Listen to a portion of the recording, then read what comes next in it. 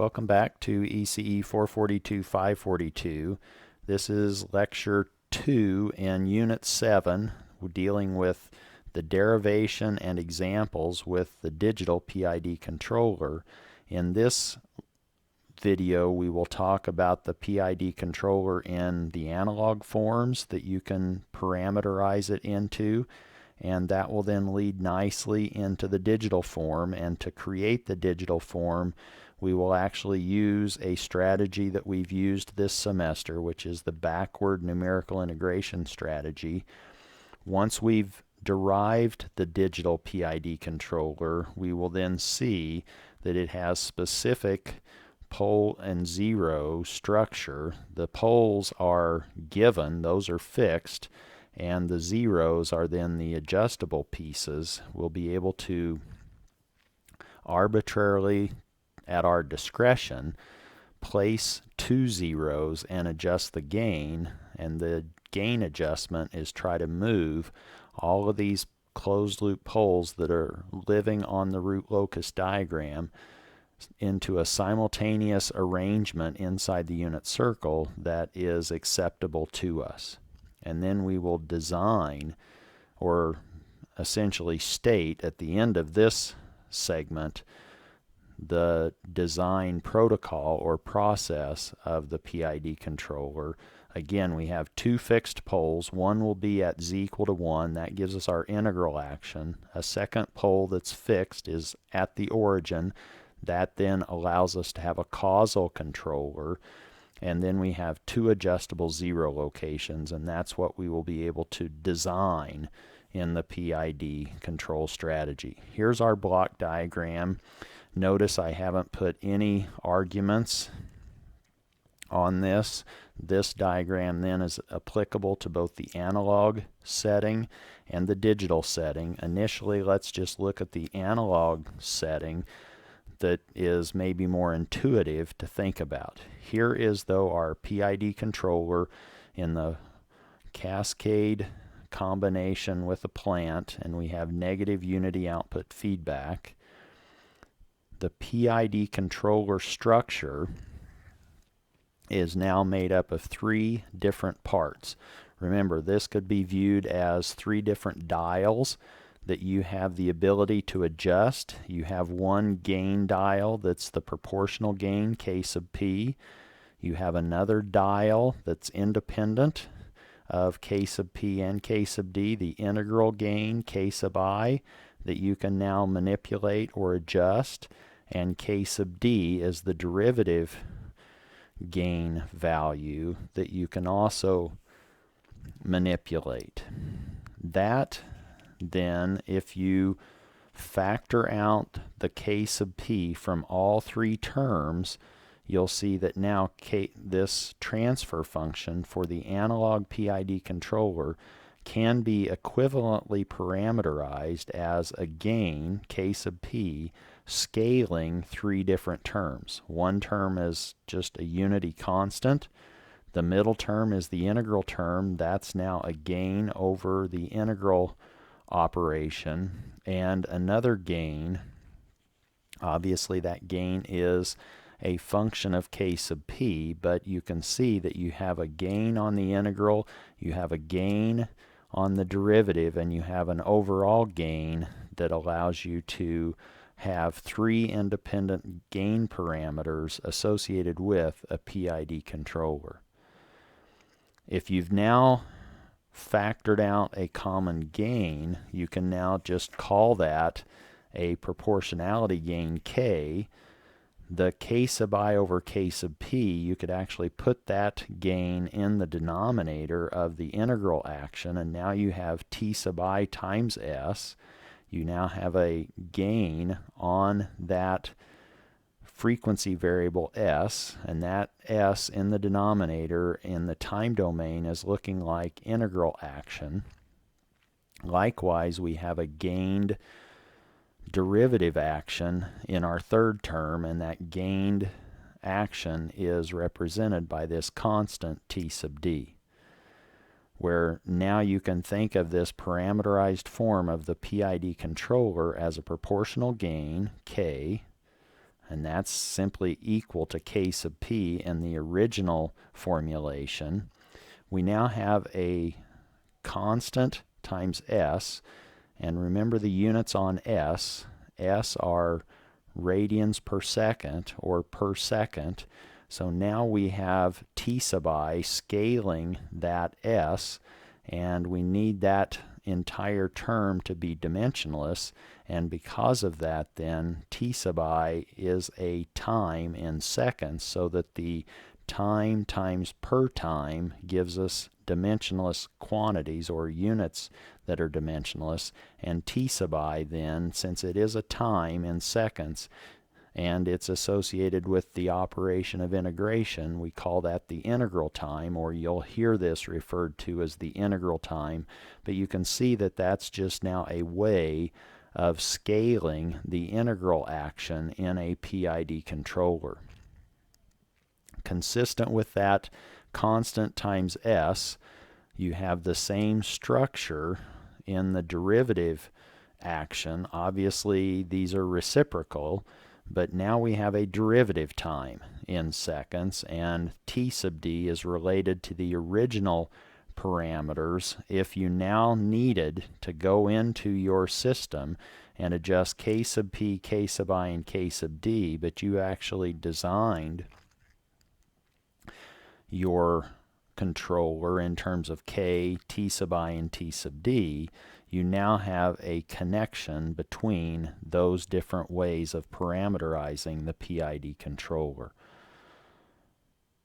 If you had a system that said, oh, you need to adjust your integral time, you need to adjust your derivative time, and you need to adjust your overall gain, and then somebody says, no, I want it to be in terms of k sub p, k sub I, and k sub d, you can go either direction as long as you have it parameterized in these different forms. That's the analog structure, which I think is fairly intuitive. We have a proportional, integral, and derivative action in our controller. Excuse me. The resulting digital form of the PID controller, where capital T, we have a lot of T's floating around, but T sub I is a integral time, T sub D is a derivative time, and T is a fixed sample period. Once you decide how fast you're sampling, T is just a fixed constant. This is now the digital form of a PID controller. You have the present input signal to your plant is equal to the input signal one sample period before plus some linear combination of the air signal now, one sample period before that, and another sample period before that. You're now combining, or you are averaging, these previous airs with the present air and combining those with the previous input to the plant. That's your integral action, and you also have this constant and derivative action in the form of these combinations of the present and past air signals. Air at the present time, air one time step before, and air two time steps before. And these parameters or scaling factors that linearly combine these airs or weight these airs at the various times are related to the integral time, derivative time, and the proportionality gain k. How did we get from C of S? I hope you can see that this is now could be found. You could find the capital C of Z by finding the transfer function between the air, capital E of Z, and the input to the plant, capital U of Z.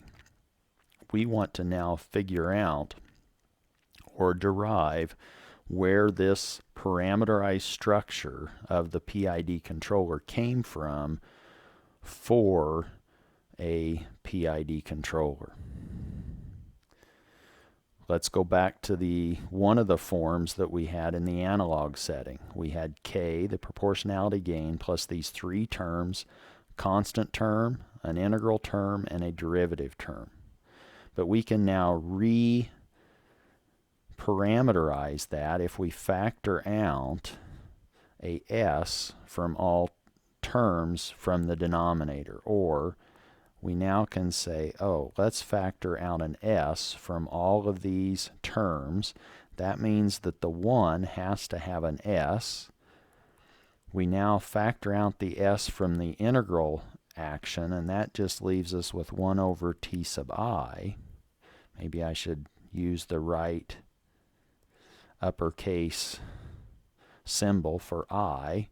And we've now factored out an s in the denominator of t sub ds, or that means that t sub d needs to be scaled by s squared. That then implies that we could now, if we cross multiply or multiply both sides by s, we see that we now have s times c of s,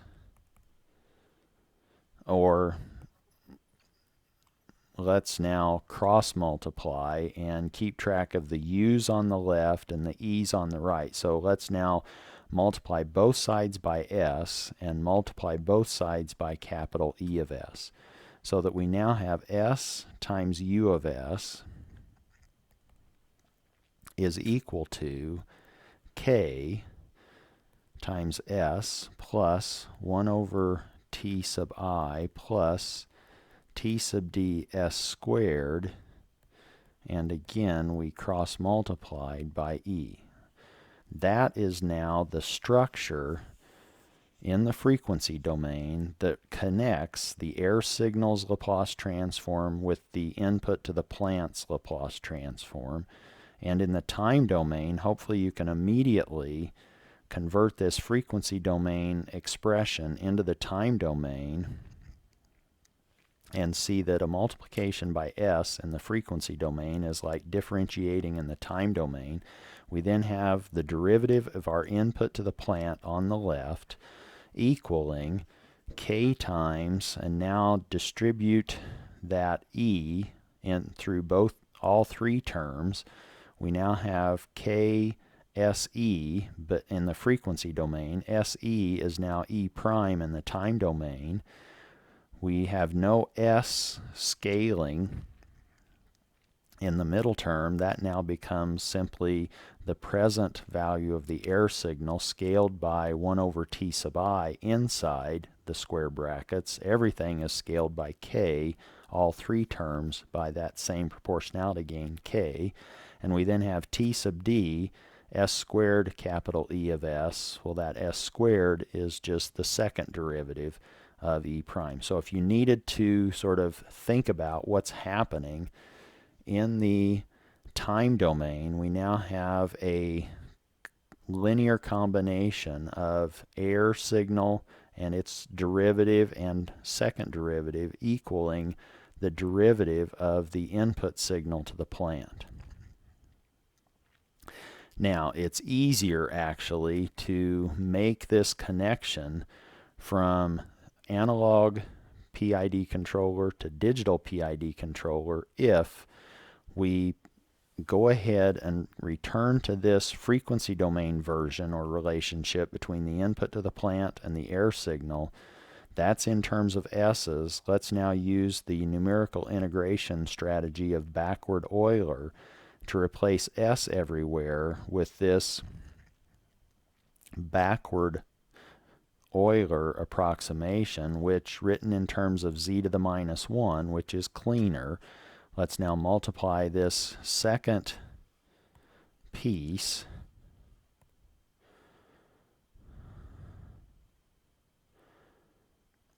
or this middle piece, this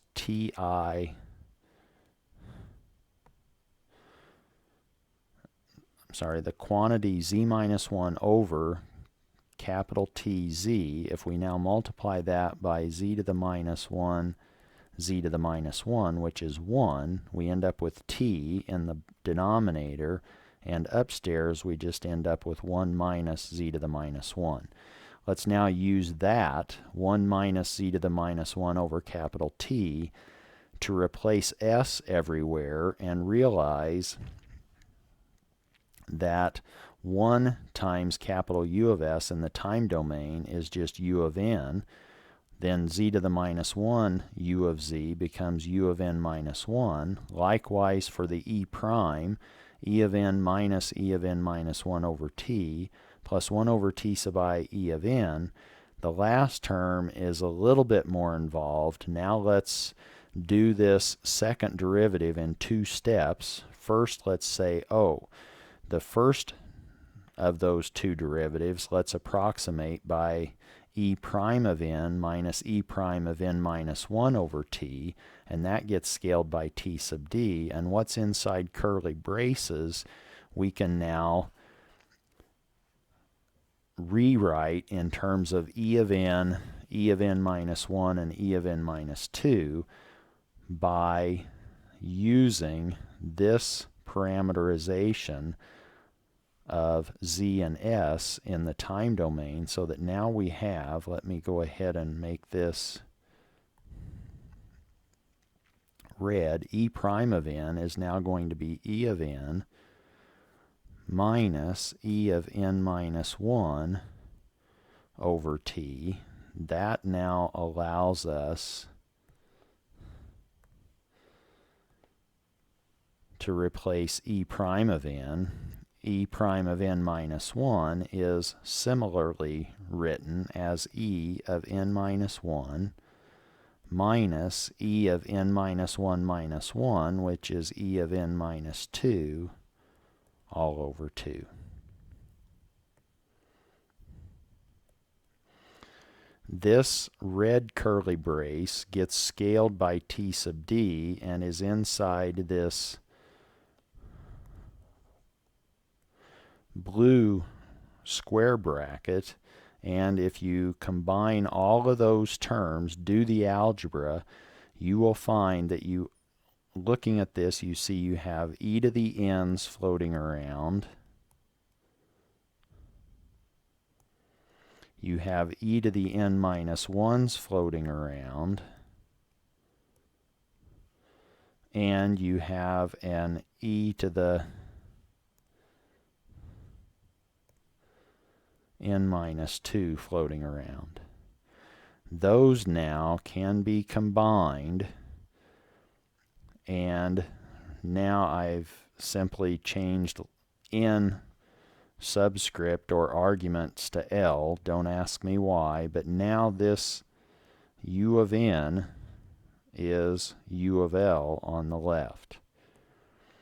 We can scale everything by capital T, or multiply both sides by capital T, and add this u of n minus 1 to both sides, and that's now this u of L minus 1. Then keep track of all of the yellowed e of n's. You have a k over t, you have a k over t sub I, and you have a k t sub d over a couple of t's. And this now, you actually get rid of some of those t's by that scaling factor. You get rid of one of those, so now you have 1 plus t over t sub I plus t sub dt, and we will just collect all of those into one constant alpha 0. Likewise, for the e to the L minus 1 terms, you find their coefficients, and you can parameterize those as an alpha 1 scaling e at time L minus 1. And finally, we have this last green term, e of n minus 2, that is going to be scaled by k, t sub d, and a t. So that now we have the k here, and we have the t sub d over t scaling e to the L minus 2, and we will just call that t sub d over 2 ratio alpha 2. That now can be rewritten or taken into the frequency domain. We just z-transform that expression and only parameterize it in terms of alpha 0, alpha 1, and alpha 2. And you see that we then have u of z is equal to z to the minus 1 capital U of z plus k times alpha sub 0 e of z plus alpha 1 z to the minus 1 e of z plus alpha 2 z to the minus 2 e of z. Combining the u's and the e's, we simply subtract z to the minus 1 u of z from both sides. We can now isolate the u and the e terms. One's on the left, one's on the right. Divide both sides by e of z and both sides by 1 minus z to the minus 1. And if we want to write it in terms of positive powers of z, we can by simply distributing z squared over z squared in the numerator and the denominator. And upstairs we then have k in this controller transfer function for a PID controller times, in curly braces, alpha sub 0 z squared plus alpha 1 z plus alpha sub 2.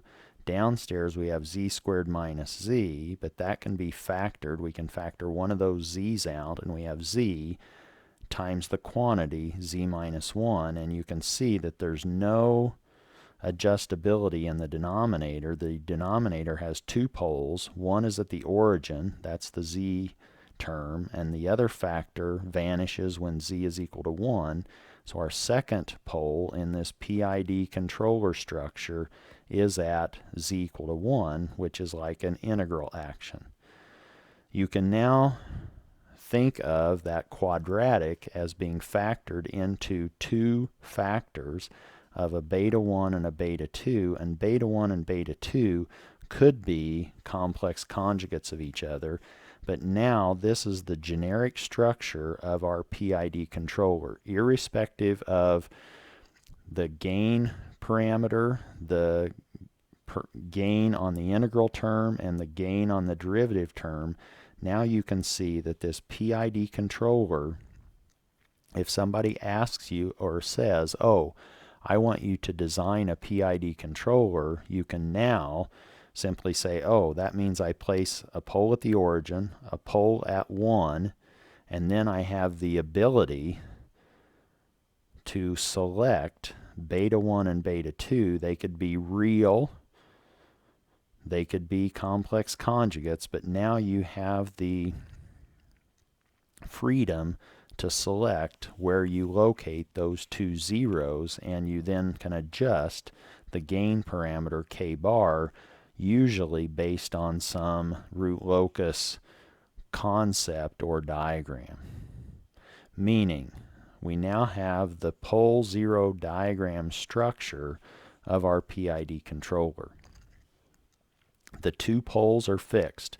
One's at the origin and one is at 1.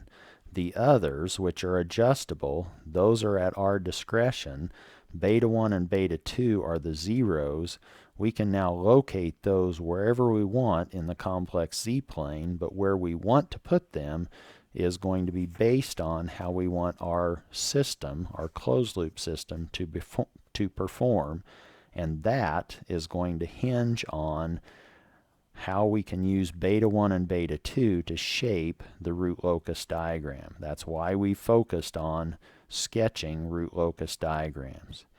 Here then is in summary form how you can utilize this structure associated with a PID controller. You can use it for design. If somebody now says apply a PID controller, you immediately put down a pole at z equal 1.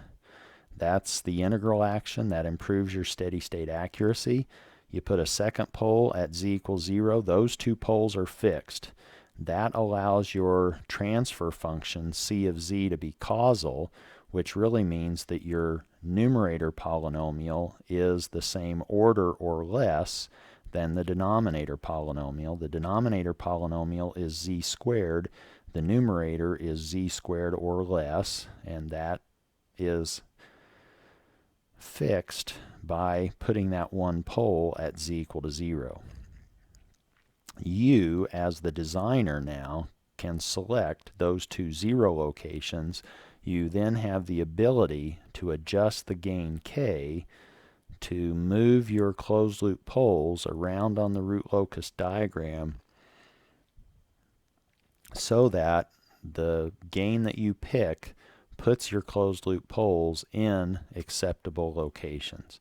And those two zero locations can either be real or they can be complex conjugates.